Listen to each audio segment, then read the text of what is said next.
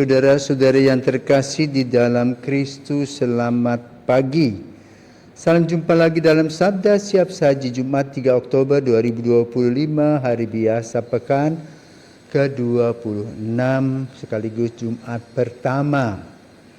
Marilah kita berdoa dalam nama Bapa, Putra, dan Roh Kudus. Amin. Marilah berdoa.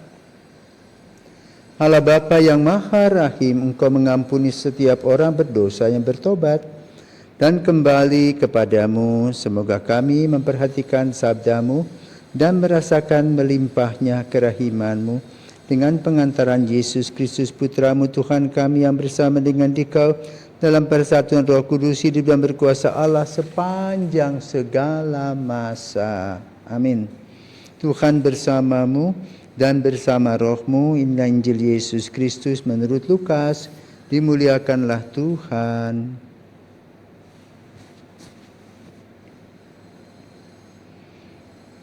Lukas bab 10 ayat 13 sampai dengan 16. Sekali peristiwa Yesus bersabda, celakalah engkau Korazim, celakalah engkau Betsaida. Sebab seandainya di Tirus dan Sidon terjadi mujizat-mujizat yang telah terjadi di tengah-tengahmu, sudah lama mereka bertobat dan berkabung. Maka pada waktu penghakiman, tanggungan Tirus dan Sidon akan lebih ringan daripada tanggunganmu. Dan kau Kapernaum, apakah engkau akan dinaikkan sampai ke langit? Tidak. Engkau akan diturunkan sampai ke dunia orang mati. Barang siapa mendengarkan kalian, ia mendengarkan daku. Dan barang siapa menolak kalian, ia menolak aku. Dan barang siapa menolak aku, ia menolak dia yang mengutus aku. Demikianlah sabda Tuhan, terpujilah Kristus. Bapak, Ibu, saudara-saudari yang terkasih di dalam Kristus, selamat pagi. Akhir-akhir ini dalam dunia maya, khususnya dengan perkembangan teknologi semakin canggih, banyak anak-anak yang terikat kepada benda yang namanya handphone atau gadget. Anak-anak ini tidak tahu waktu lagi, 24 jam.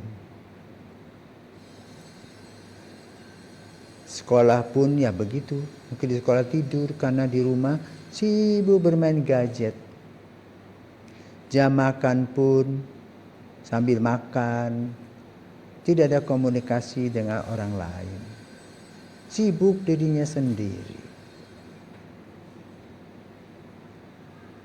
Kalau dibiarkan, di satu sisi secara positif, anak-anak ini banyak sekali pengetahuan tentang dunia yang begitu luas itu.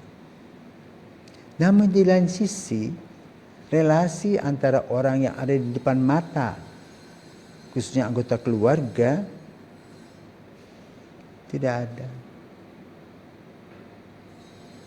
Bahasa pun juga tidak ada lagi rasa sopan santun.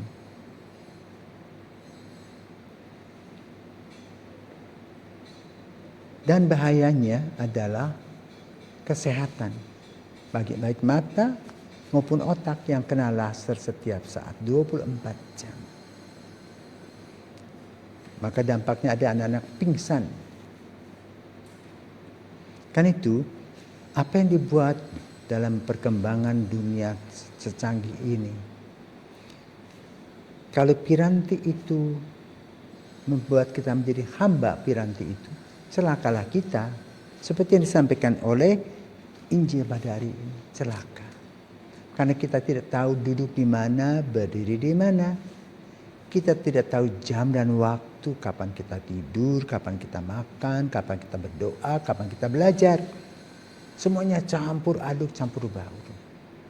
Kita juga tidak tahu dengan siapa kita berbicara. Tata sopan santun itu hilang.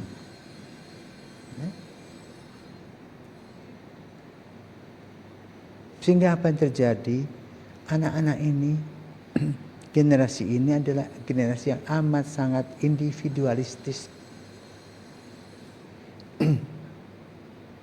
Maka ada beberapa tempat di mana persaingan, kehidupan tinggi, kemudian bermain gadget, sehingga tidak ada relasi yang dekat.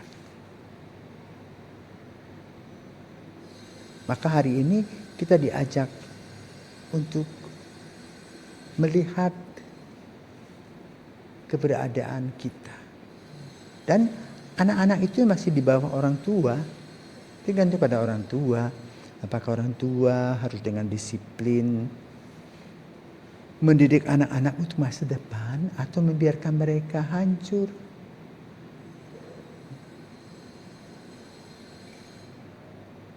Pada hidupnya satu kali. Kan kita harus memberikan anak-anak itu kerangka kehidupan. Dan kerangka kehidupan itu bukan diterangkan tetapi dilaksanakan, dialami setiap hari sebagai satu keluarga di mana ada tata tertib, tata aturan baik yang tertulis maupun yang tidak tertulis. Sehingga pendampingan dan pendidikan karakter inilah yang diperlukan. Kalau tidak, anak-anak itu akan kurang ajar. Jangan heran kalau nanti anak-anak ini sudah lupa orang tua. Orang tua ditaruh saja di rumah jompo dan tidak pernah dijenguk. Kenapa? Biasa dengan dirinya sendiri. Juga dalam kehidupan berkeluarga nanti bertengkar terus dengan pasangan, cerai. Kan tidak pernah mau mengalah. Dibiarkan, pembiaran inilah yang membuat kita menjadi celaka. Sama seperti dalam Injil pada hari ini. Yesus berkata, celakalah engkau Korazim, Betsaida. Kenapa? Kedatangan Yesus itu tidak pernah dilihat. Sama seperti keberadaan orang tua tidak dianggap. Itu baru katakan kecelakaan. Baik mulai hari ini maupun hari esok. Kita tidak tahu di mana duduk dan berdiri. Kita tidak tahu bersyukur dan berterima kasih kepada Tuhan. Dan juga kita bersyukur kepada Tuhan karena Tuhan sudah mengutus orang tua kita untuk kehidupan kita. Maka saudaraku terkasih, mari Bapak Ibu terkasih. Ayo didik dan ajari mereka tentang cinta kasih. Supaya tahu benar, salah. Siapa yang dapat pendidikan keras, dia yang akan tahu menjawab hidup. Tetapi orang yang tidak mengerti nilai, dia akan terlunta-lunta pada waktunya. Itulah kecelakaan. Maka mari kita renungkan Injil kita pada hari ini, Lukas 10, 13, 16 tentang celakalah. Artinya apa? Hidup ini sebab akibat. Apa yang kita buat sekarang akan menghasilkan buah. Kalau kita betul menanam, melihara dengan baik, maka hasilnya akan bunga buah yang indah dan bagus. Tapi kalau kita tidak pernah peduli, tanaman itu akan gersang dan mati. Semoga semangat hidup, semangat untuk mendampingi dalam kasih merupakan bagian dari kehidupan kita menghadapi hari esok, khususnya bagi anak-anak. Tuhan memberkati.